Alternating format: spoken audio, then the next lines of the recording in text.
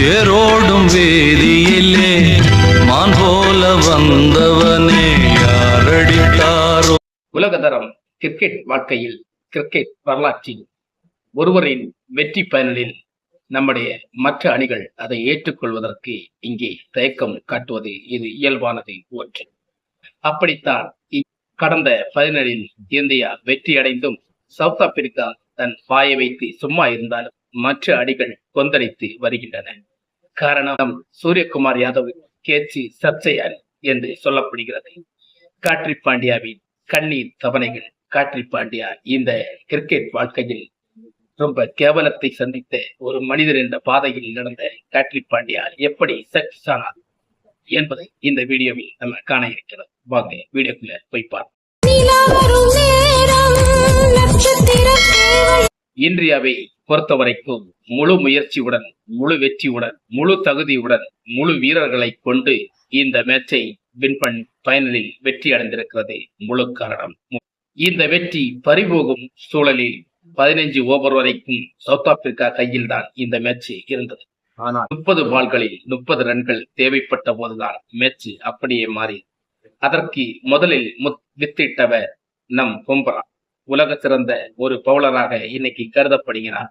அவர்னால் தான் நம்முடைய அந்த ஃபைனல் மேட்ச் நம்ம கப்பு கையிலே வந்தது. ஆனால் அதற்கு பிறகு 2 ஓவரை பும்ரா வீசி கலக்கலாக வீசிக் கொண்டிருந்த போது ஹர்தீப் சிங் அடுத்த ஓவரை கலக்கலாக வீசி மேட்சை திருப்பி கொண்டு வந்தார். ஆனால் கார்த்திக் பாண்டியா தான் இதில் முக்கியமான பங்கை எடுத்துக்கொண்டார். ஃபர்ஸ்டில் அந்த 6வது விக்கெட்டை வீழ்த்திய கார்த்திக் பாண்டியா கிளாஷன் விக்கெட்டை எடுத்த போதுதான் இந்தியாவின் ஒரு தன்னம்பிக்கை உருவான காரணம் கார்த்திக் பாண்டியாவின் விக்கெட். அதன் பிறகு மில்லருடைய விக்கெட் லைனில் 6 ஆக பிடிக்கப்பட்ட போது அது சர்ச்சையாக இன்னைக்கு மாறி வருகிறது. அந்த கேட்ச் சர்ச்சையாக இருக்கிறது என்று சொல்கிறார்கள். ஏன்னா அந்த பவுண்டரி லைனை தாண்டி கால் போகிறது. பவுண்டர் லைனை தாண்டி அந்த அமைப்பு ரோப்பிட்டிருக்கும் அந்த வளவுகள் தாண்டி கிடப்பதற்காக ஒரு கண்ணோட்டம் தெரிவதற்காக பல சர்ச்சைகளை உருவாக்குகிறார். இது பொய்யான கருத்தாக நமக்கு கருதப்படும். ஏன்னா வேர்ல்டு கப்பை பொறுத்த வரைக்கும் இப்படிப்பட்ட சர்ச்சைகள் மற்ற அணிகள் உருவாக்குவது இயல்பு. ஏன்னா ஒரு வெற்றியின் முனைப்பை மற்ற அணிகள் அதை பாதிக்கின்றது என்பதை இது காட்டுகிறது. இதை அவர்கள் சொல்லும் போது நமக்கு சிரிப்பு தான் வருது. ஏன்னா இந்திய ரசிகர்கள், இந்திய கிரிக்கெட்டர்கள் அந்த அளவுக்கு இந்த உலக கோப்பையில் உழைத்திருக்கிறார்கள். நம்ம ஒவ்வொரு மேட்சிலே பார்த்திருக்கிறோம்.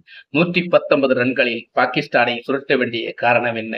அதுதான் இந்தியாவின் உழைப்பு மேம்படுத்திக் கொண்டே முக்கியமாக இந்தியா பேட்டிங்ல தான் பவர்ஃபுல்லா இருக்கும். பவுலிங்கில் கொஞ்சம் சொதப்பலை ஏற்படுத்துவார்கள். இந்த வேர்ல்டு கப்பில் பவுலிங்கில் மிக்க சரியாக பயன்படுத்தி கொண்டுதான் இந்த மேட்சை தக்க சரியாக பயன்படுத்தி கொண்டு கடைசி கட்டத்தில் ஒரு தோல்வியடையாத சவுத் ஆப்பிரிக்காவை வீழ்த்தி வெற்றி கண்டது இந்திய அணி. இந்த வெற்றிக்கு சவுத் ஆப்பிரிக்காவை அடக்கு வாசித்துக் கொண்டிருக்கிறது. ஆனால் நம் இந்திய டீம் சவுத் ஆப்பிரிக்காவை அடக்கு வாசித்துக் கொண்டிருக்கிறது. இந்திய டீமை பற்றி சில பேர்கள் வேறுபாடுபட்ட சர்ச்சை கருத்துக்களை வெளியிட்டுக் கொண்டு வருகிறார்கள். அவர்கள் அதை நிறுத்த வேண்டும். இல்லை என்றால் கிரிக்கெட் வரலாற்றில் புதிதாக பல பிரச்சனைகள் உருவாக வாய்ப்புகள் இருக்கு. இதை அவர்கள் நிறுத்தி வைக்க. மற்றொருவர் கார்த்திக் பாண்டியாவை நம் ஐபிஎல்லில் எந்த அளவுக்கு கீழ்த்தரமாக பேசிக்கொண்டோமோ அந்த அளவுக்கு கார்த்திக் பாண்டியாவை இன்னைக்கு நமக்கு தன்னம்பிக்கை ஒரு ஹீரோவாக நிற்கிறார். அதற்கு முழுக்க முழுக்க அவருடைய வாழ்க்கையும் அவருடைய தன்னம்பிக்கையும் செய்திருக்கிறார். ஒரு கட்டத்தில் ஒரு பேட்ஸ்மேன் சொதப்பினாலும் மற்றொரு கட்டத்தில் அவர் இப்படி எந்திரிச்சு நிற்பார் என்பதை கார்த்திக் பாண்டியா ஒரு எடுத்துக்காட்டாக இன்னைக்கு அனைத்து கிரிக்கெட் வீரர்களுக்கும் திகழும். விராட் கோலி நமக்கு சொல்லவே தேவை. அவர் பல மேட்ச்களில் சொதப்பினாலும் முக்கியமான ஒரு கட்டத்தில், முக்கியமான தருணங்களில், முக்கியமான சில பிரஷரான மேட்சுகளில் கூட அவரை வின்னிங் லெவனில் அவர் கரெக்டாக வந்து நிற்பார் என்பதை மேன் ஆஃப் தி மேட்சை அவர் அடித்துக் கொண்டது நமக்கு மறக்க முடியுமா?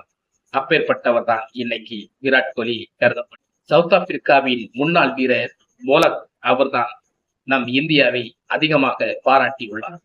உலக கோப்பையில் இது போன்ற சம்பவங்கள் பெரும்பாலும் நடந்திருக்கும். ஆனால் அதை சூரியகுமார் பிடித்த கேட்சி மிக எளிதான கேட்ச் அல்ல, அவ்வளவு கடினமான ஒரு கேட்சி. அது நல்ல ஒரு சூப்பரான ஒரு கேட்ச் என்று புகழ்ந்து தள்ளி இருக்கிறார் பாராட்டுகள். இந்த பாராட்டுக்கிடையில் மற்றவர்கள் யார்?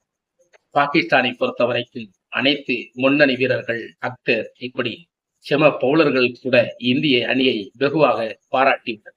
இப்படிப்பட்ட பாராட்டுக்கள் இடையில்தான் இந்தியா இன்னைக்கு கப்பெடுத்திருக்கிறது என்று நமக்கு சொல்ல தேவையில்லை. இந்தியாவின் உழைப்பும் நேர்மையும் பங்களிப்பும் தான் அந்த வெற்றிக்கு உறுதுணையாகும். இந்த கேட்சை பற்றி நீங்க சர்ச்சையை கிளப்பினால் மற்ற வீரர்களில் கிரிக்கெட் ரசிகர்கள் மொத்த வீரர்கள் பிரச்சனைகள் உருவாவதற்கு காரணமாக இருப்பீர்கள். இந்த சர்ச்சையை இதோட நிறுத்திக் கொள்ளுங்கள். இந்தியா வெற்றி அடைந்தது, உலகமே அதற்கு கோப்பை கொடுத்துவிட்டது. பாக்கியுள்ளது இந்தியாவின் வெற்றி போலியானது என்று நீங்கள் சொல்வதற்கு யாருக்கும் தகுதி இல்லை என்பதை நான் சொல்கிறேன். அதனால் போலியான சர்ச்சைக்கு அந்த கேட்சி உண்மையானது என்று கிரிக்கெட் உலகமே ICC அது வரலாற்றில் இடம் பிடித்து அவர்களுக்கு ஃபைனலில் கப்பை கொடுத்து இதை நமக்கு நன்கு யோசித்து இந்த மாதிரி சர்ச்சையான விஷயங்களை நீங்கள் பேசுவதை தகர்த்த வேண்டும். அதுதான் முக்கியமானது.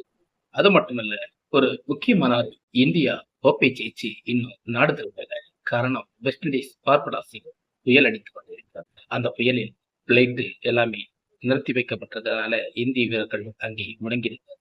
அவர்கள் வருவரை வரவேற்பதற்காக இங்கு ரசிகர்களும் அதிகாரங்களும் காத்து கொண்டிருக்கிறாங்க. பிரமுகர்களும் அதுக்காக வெயிட் பண்ணியிருக்கிறாங்க. இந்த மகிழ்ச்சியை கொண்டாட இந்திய ரசிகர்கள் துடித்துக் கொண்டிருக்கும் போது இந்திய வீரர்கள் அங்கு பார்படாசி புயலில் மாட்டிக்கொண்டிருக்கிறார்கள். அவர்கள் வருவரை மிக சந்தோஷம் காத்திருக்கிறார். இந்த வீடியோ நீங்கள் பிடிச்சிருந்தா மறக்காம நம்ம சேனலை சப்ஸ்கிரைப், லைக் பண்ணுங்க, ஷேர் பண்ணுங்க. வணக்கம்.